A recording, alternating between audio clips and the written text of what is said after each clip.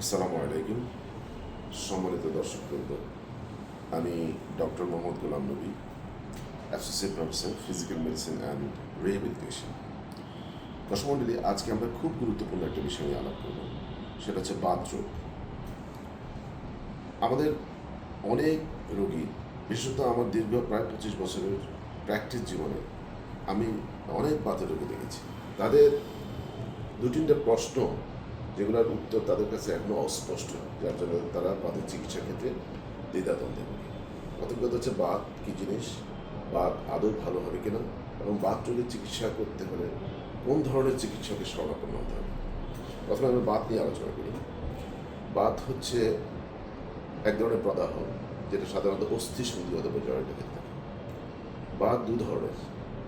প্রথমটা হচ্ছে ইনফ্ল্যামেটরি অথবা প্রদাহজনিত বাত, যেমন রিউমাটয়েড আর্থ্রাইটিস, স্পন্ডাইল আর্থ্রোপ্যাথি অথবা অ্যাঙ্কাইলোজিং স্পন্ডাইলাইটিস ইত্যাদি। আর দ্বিতীয়টি হচ্ছে ক্ষয়জনিত বা ডিজেনারেটিভ ডিজিজ, যেমন অস্টিও আর্থ্রাইটিস। তারপরে এখন আমরা প্রদাহজনিত বাত নিয়ে আলোচনা করি, সেটা হচ্ছে রিউমাটয়েড আর্থ্রাইটিস বা অ্যাঙ্কাইলোজিং স্পন্ডাইলাইটিস অথবা সোরিয়াটিক আর্থ্রোপ্যাথি ইত্যাদি। এই সমস্ত রোগগুলো সাধারণত জিনগত সমস্যার কারণে হতে পারে, যে জিনটা আপনি বংশানুক্রমিকভাবে আপনি বহন করে আসছেন। তো এই রোগগুলো চিকিৎসা সারা জীবনই করতে হয়, কারণ এটা জিনগত সমস্যা। সারা পৃথিবীতেই এর কোনো সুনির্দিষ্ট অথবা ডেফিনেটিভ ট্রিটমেন্ট এখনও আবিষ্কৃত হয়নি। তো যেটা হচ্ছে সেটা হচ্ছে জিন থেরাপি নিয়ে অনেক রিসার্চ হচ্ছে। কোনো এক সময় যদি জিন থেরাপি সাকসেসফুল হয়ে আসে, তখন আমরা এটা ডেফিনেটিভ চিকিৎসা পাবো।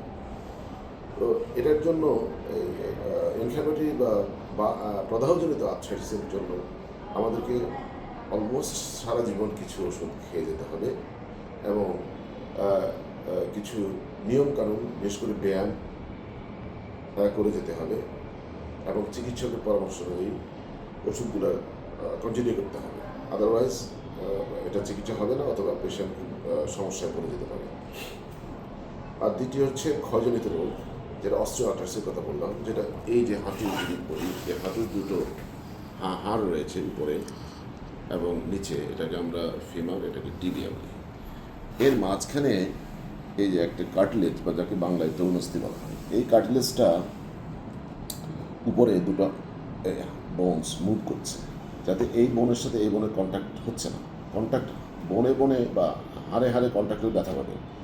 তো প্রাকৃতিকভাবে আমাদের এই কার্টিলেজটা দিয়ে দেওয়া হয়েছে, যাতে আমাদের বনে বনে ক্ষয় হয়ে ব্যথা না হয়। তো এই কার্টিলেজটা বয়সের সাথে সাথে ক্ষয় যায়।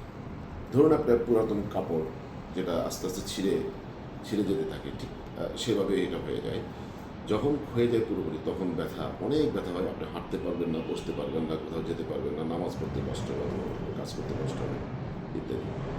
তো এটা, এই রোগের চিকিৎসা যেহেতু ক্ষয়জনিত, এটা আমরা সারাউন্ডিং মাসলস যেগুলো, সেগুলোকে স্ট্রেনথেন করলে এই কার্টিলেজের চাপ কম পড়বে, তখন কার্টিলেজ ক্ষয় কম হবে।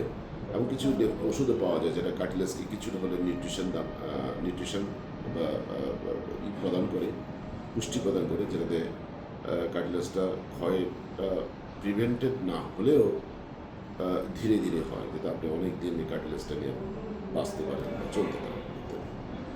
তো এখন আমরা যেটা আলাপ করবো, সেটা হচ্ছে আপনার কোন ধরনের চিকিৎসকের কাছে এই বাত ব্যথার চিকিৎসার জন্য শরণাপন্ন হবেন।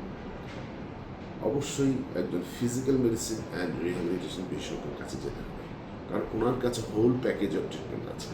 উনি যেমন ঔষধে দেবেন, এবং উনি শরীরচর্চা, কী ধরনের ব্যায়াম করতে হবে সেটাও আপনাকে শিখিয়ে দেবেন, এবং কী নিয়মকানুন বা কী খাদ্যাভ্যাস ফলো করলে আপনি বাতের ব্যথা থেকে মুক্ত হতে পারেন বা আপনি সুস্থ থাকতে পারেন, সেই ব্যবস্থাও উনি করে দিতে পারেন। তো সুতরাং আপনাকে একজন ফিজিক্যাল মেডিসিন অ্যান্ড রিহ্যাবিলিটেশন বিশেষজ্ঞের শরণাপন্ন হওয়া উচিত হোল প্যাকেজ অফ চিকিৎসাটা নেওয়ার জন্য। তো ধন্যবাদ, আজকে পর্যন্ত। পরবর্তীতে আমরা অন্য কোনো ভিডিও নিয়ে আলাপ করবো। আল্লাহ হাফিজ।